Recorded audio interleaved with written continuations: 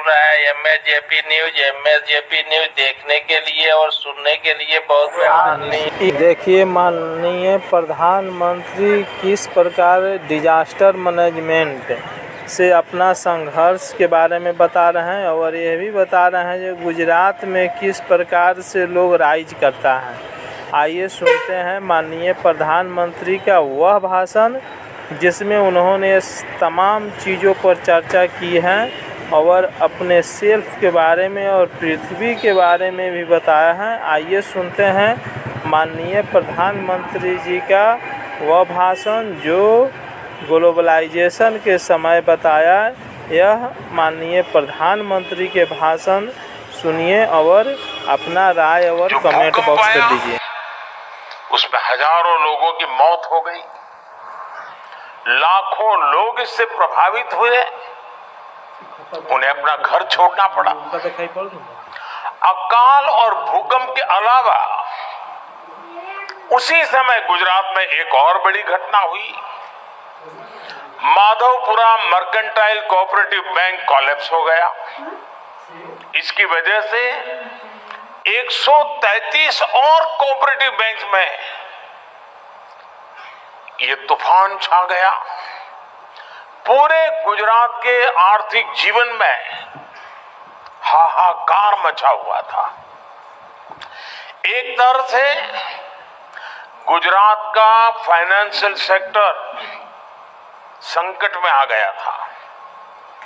उस समय मैं पहली बार विधायक बना था। मेरे लिए ये भूमिका भी नई थी। शासन चलाने का कोई अनुभव नहीं था, लेकिन चुनौती बहुत बड़ी थी। इस बीच एक और घटना घट गई। गोधरा की हृदय विदारक घटना हुई और उसके बाद की परिस्थितियों में गुजरात हिंसा की आग में जल उठा। ऐसे विकट हाल की शायद किसी ने कल्पना की होगी। मुख्यमंत्री के तौर पर भले उस समय मेरे पास ज्यादा अनुभव नहीं था, लेकिन मेरा गुजरात पर, अपने गुजरात के लोगों पर अटूट भरोसा था।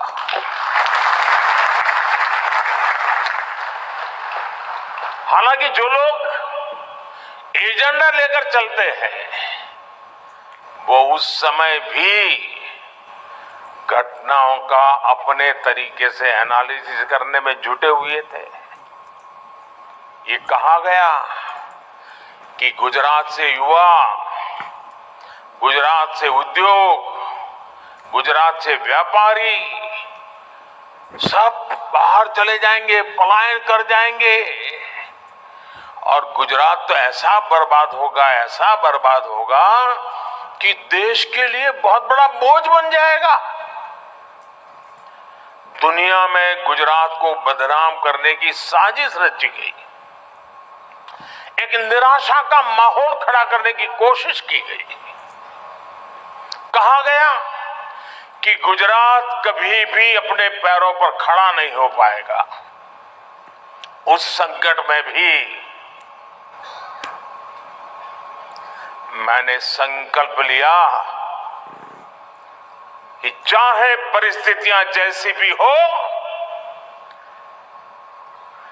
गुजरात को इससे बाहर निकाल के ही रहूंगा।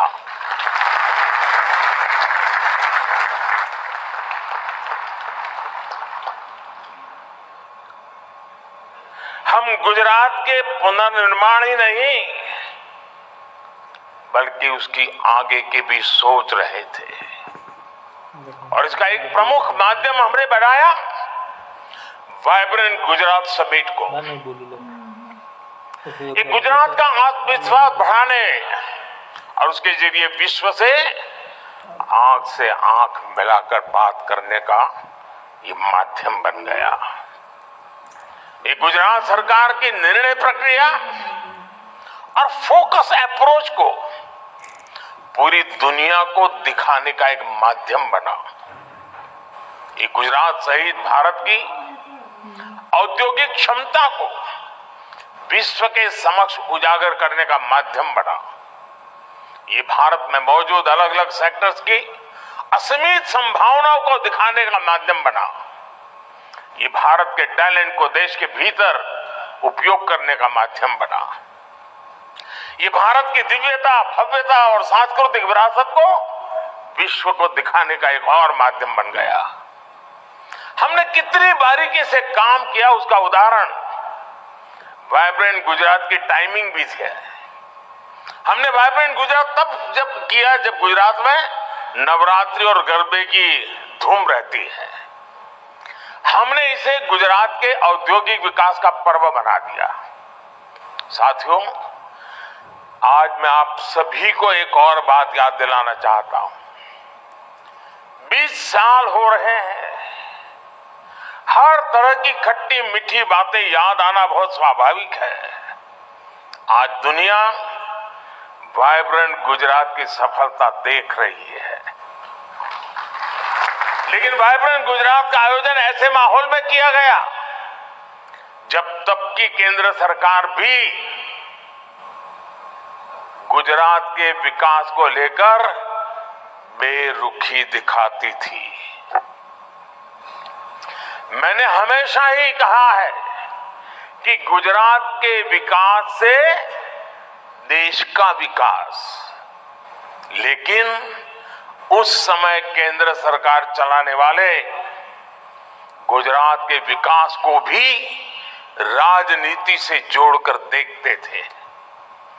केंद्र सरकार के मंत्री तब वाइब्रेंट गुजरात समिट में आने से मना कर दिया करते थे। व्यक्तिगत रूप से तो मुझे बताते थे कि नहीं हम जरूर आएंगे। पता नहीं पीछे से डंडा चलता था, वो ना कर देते थे। सहयोग तो दूर की बात, वो रोड़े अटकाने में लगे रहते थे। विदेशी इन्वेस्टर्स को धमकाया जाता था कि गुजरात मत जाओ। इतना डराने के बाद भी विदेशी इन्वेस्टर्स गुजरात आए।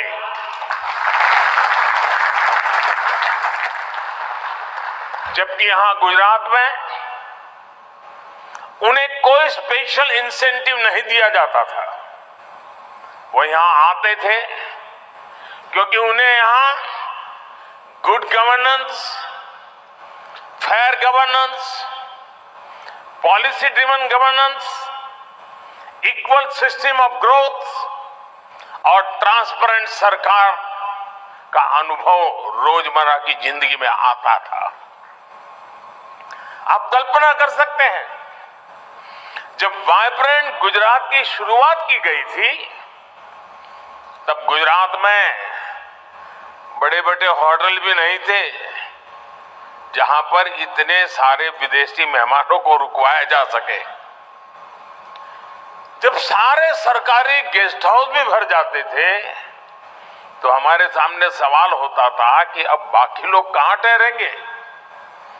ऐसी स्थिति में बिजनेस हाउस को मैंने कहा, भाई जरा आपके कोई गेस्ट हाउस वगैरह है तो वो भी छोड़ दीजिए ताकि उनके काम आ जाए।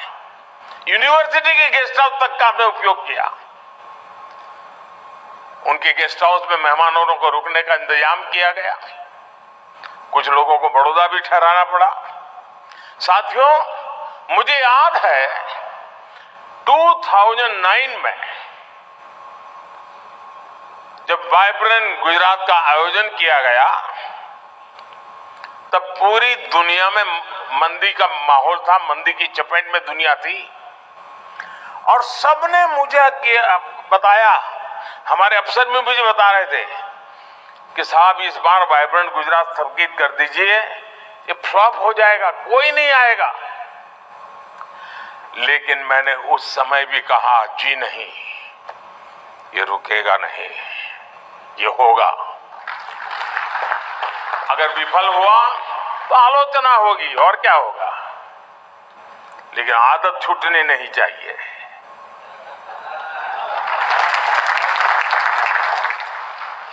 और तब भी वाइब्रेंट गुजरात समिट ने पूरा विश्व मंदी के दौर में था, लेकिन 2009 के वाइब्रेंट समिट में सफलता का एक और नया अध्याय जुड़ गया। साथियों, वाइब्रेंट गुजरात की सफलता इसकी विकास यात्रा से भी समझी जा सकती है। 2003 में इस समिट से कुछ 100 पार्टिसिपेंट्स और डेलीगेट जुड़े थे। बहुत छोटा सा कार्यक्रम था। आज 40,000 से ज्यादा पार्टिसिपेंट्स और डेलीगेट्स इस समिट में हिस्सा लेने के लिए आना शुरू हुए हैं। 2003 में इस समिट में सिर्फ गिनती भर देशों का पार्टिसिपेशन था। आज 135 देश इसमें पार्टिसिपेट करते हैं। 2003 में इस समिट की शुरुआत में 30 के आसपास एग्जीबिटर्स आए थे। अब 2000 से अधिक एग्जीबिटर्स इस समिट में आते हैं। साथियों, वाइब्रेंट गुजरात की सफलता के पीछे कई स्पेसिफिक रीजंस हैं। इसकी सफलता में आइडिया, इमेजिनेशन और इम्प्लीमेंटेशन जैसे कोर एलिमेंट शामिल है। अगर मैं आइडिया की बात करूं तो वाइब्रेंट गुजरात एक ऐसा यूनिक कंसेप्ट था जिसके बारे में भारत में कम ही लोगों ने सुना था, लेकिन समय के साथ मिली सफलता से लोगों को इसका महत्व समझ आया। कुछ समय बाद दूसरे राज्यों ने भी अपनी तरह के बिजनेस एंड इन्वेस्टर समिट का आयोजन शुरू कर दिया। एक और अहम फैक्टर है इमेजिनेशन। हमने अलग तरह से सोचने का साहस दिखाया। हम उन दिनों प्रदेश के स्तर पर ही कुछ बहुत बड़ा सोच रहे थे, कुछ ऐसा जो देश के स्तर पर भी न हो पाया हो। हमने एक देश को अपना पार्टनर कंट्री बनाने का साहस दिखाया और डेवलप कंट्री को एक छोटा राज्य दुनिया के एक डेवलप कंट्री को पार्टनर कंट्री बना दे, ये सोच भी आज थोड़ा लगता है उस समय जरा कल्पना कीजिए क्या हुआ होगा, लेकिन कर लिया। देश के किसी अकेले राज्य के लिए एक बहुत बड़ी बात थी। साथियों, आइडिया और इमेजिनेशन कितने भी अच्छे हो, लेकिन इनके लिए पूरे सिस्टम को मोबिलाइज करना और रिजल्ट डिलीवर करना बहुत महत्वपूर्ण है। एक ऐसा काम है जिसके लिए बड़ी प्लानिंग, कैपेसिटी बिल्डिंग में निवेश, हर डिटेल पर नजर और अथक परिश्रम की जरूरत होती है ताकि इस खेल का आयोजन हो सके। मैंने पहले भी कहा है, सेम ऑफिसर्स, सेम रिसोर्सेज और सेम रेगुलेशंस के साथ हमने कुछ ऐसा किया जिसके बारे में कभी किसी ने सोचा नहीं था। साथियों, वाइब्रेंट गुजरात समिट की एक और पहचान नोट करने वाली है। आज vibrant Gujarat one time event से एक इंस्टीट्यूशन बन गया है जिसका सिस्टम और प्रोसेस सरकार के भीतर और सरकार के बाहर साल भर स्वतः चलता रहता है। चीफ मिनिस्टर्स बदले, करीब करीब पुराने लीडिंग ऑफिसर तो सारे के सारे रिटायर्ड हो गए। जो 2001 में पहली बार गुजरात आए होंगे ऐसे अफसर आज गुजरात संभाल रहे हैं, सीनियर हो गए हैं। समय बदला, लेकिन एक चीज नहीं बदली। हर बार वाइब्रेंट गुजरात सफलता की नई ऊंचाई तक पहुंचता रहा। ऐसा इसलिए हुआ क्योंकि हमने प्रोसेस को संस्थागत बना दिया। इस सफलता की जो कंसिस्टेंसी है उसके लिए यही ताकत इसका आधार है। और इसके लिए इंफ्रास्ट्रक्चर पर भी वैसे ही बल दिया। कहाँ कभी टागोर हॉल में कार्यक्रम होता था, फिर कभी यहाँ साइंस सिटी में ही तंबू लगा करके कार्यक्रम किया था, और आज महात्मा मंदिर बन गया। साथियों, जिस भावना के साथ हमने वाइब्रेंट गुजरात समिट को आगे बढ़ाया, वैसा आमतौर पर हमारे देश में बहुत कम देखने को मिलता है। हम ये समिट करते थे तो गुजरात में, लेकिन अब इसके जरिए हर राज्य को लाभ पहुंचाना चाहते थे। बहुत कम लोग हैं जो हमारी सोच को आज भी समझ पाए हो। वो अपने एक दायरे में सिकुड़ करके बैठे हुए हैं। एक गुजरात का मुख्यमंत्री उस समय देश के मुख्यमंत्रियों को आग्रह करता था कि समिट हो रही है, आप भी अपना झंडा गाड़िए, आप भी अपना स्टॉल लगाइए, आप भी सेमिनार कीजिए। वाइब्रेंट गुजरात समिट में दूसरे राज्यों को भी शामिल होने के लिए अवसर दिया जाता था। हमने राज्यों को इनवाइट किया था, आप भी आइए, अपनी शक्ति इसमें लगाइए, फायदा उठाइए। हमने स्टेट सेमिनार का आयोजन किया जिसमें कई राज्य आते थे, और वाइब्रेंट समिट के दरमियान कहीं पर उड़ीसा का समिट चल रहा है, कहीं तेलुगु समिट चल रहा है, कहीं पर हरियाणा जम्मू कश्मीर का समिट चल रहा है। इसके अलावा गुजरात में आयुर्वेद का एक पूरे देश का समिट, प्रोग्रेसिव फार्मर्स का एक बहुत बड़ा summit, all India lawyers summit, ऐसे भांति भांति के वर्टिकल्स, इसका भी ताना बाना हम लगातार बनाते जाते थे। हम गुजरात का विकास भी नेशनल विजन के तहत कर रहे थे। साथियों, 20वीं शताब्दी में हमारा गुजरात, हमारी पहचान क्या थी? हम एक ट्रेडर स्टेट के रूप में जाने जाते थे।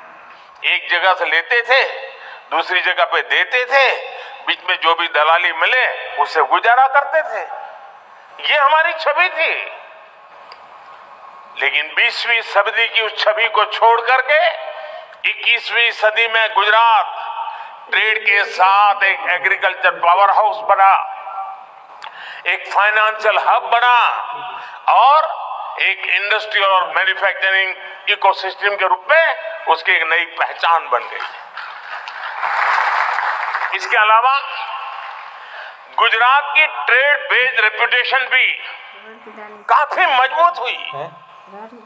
इन सभी के पीछे वाइब्रेंट गुजरात जैसे आयोजनों की सफलता है, जो आइडिया, इनोवेशन और इंडस्ट्रीज के इंक्यूबेटर की तरह काम कर रहा है। छोटे बड़े खबर सुनने और देखने के लिए एमएजेपी न्यूज देखें। सत्य, संघर्ष और अपना ज्ञान बढ़ाने के लिए देखते रहिए एमएजेपी न्यूज। न्याय से वंचित को न्याय दिलाने के लिए एमएजेपी न्यूज कृत संकल्प है। आइए एक बार जरूर मिलिए एमएजेपी न्यूज और देखिए एमएजेपी न्यूज। और देखने के लिए एमएजेपी न्यूज देखें। सत्य, संघर्ष और अपना ज्ञान बढ़ाने के लिए देखते रहिए एमएजेपी न्यूज।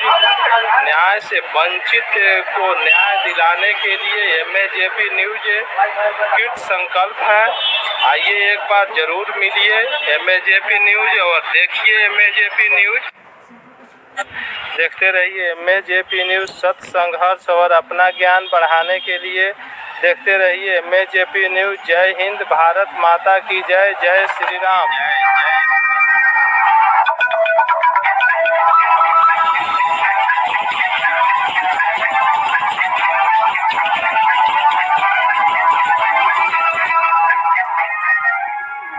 धन्यवाद।